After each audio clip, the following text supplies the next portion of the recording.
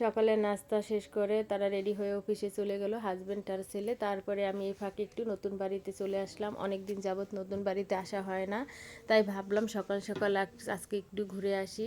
এসে দেখি আমার ফুল গাছগুলোর অবস্থা একেবারে খারাপ হয়ে গেছে, কারণ প্রচণ্ড রোদ, আর রোদে আমার ফুল গাছের গুলোর গোড়া শুকিয়ে গেছে।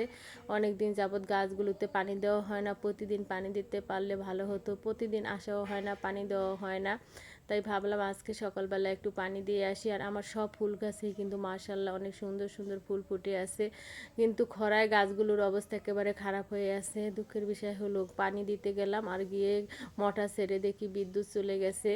তাই করার কি আছে, আর এত গাছে তো মোটর ছাড়া পানি দেওয়া সম্ভব না। এই তো কিছুদিন আগে আমি অনেকগুলো পেঁপের বিচি এখানে ফালাইছিলাম, অনেক বড় জাতের পেঁপে বিচি, মাশাল্লাহ অনেক চারা হয়ে আছে। এতগুলো চারা তো আর এক জায়গায় রাখা যাবে না। যখন প্রচুর বৃষ্টি হবে তখন বৃষ্টির মাঝে পাকা পেঁপে চারাগুলো তুলে অন্য জায়গায় লাগাতে হবে। আর যারা যারা নিবে তাদেরকেও কিছু চারা আমি এখান থেকে দিয়ে দিব, কারণ অনেক চারা হয়েছে, এত চারা তো আর আমার পক্ষে লাগানো সম্ভব না।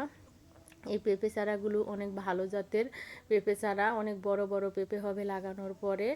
মাশাল্লাহ অনেক সুন্দর পেঁপে চারাগুলো হয়েছে। এখান থেকে আমি পাতলা করে কিছুটা রাখবো এখানে, আর বাকিগুলো অন্যখানে লাগাবো আর সবাইকে দিয়ে দেব। তারপরে আমি পানি না দিয়েই বাড়িতে চলে আসলাম। আর যাওয়ার আগে কিছু কচু শাক কেটে নিয়েছি, বাড়িতে নিয়ে রান্না করব আজকে কচু শাক। এজন্য নতুন বাড়ির পাশে আমার বাগানে কিছু কচু শাক আছে, সেখান থেকে কিছু কচু শাক কেটে নিয়েছি।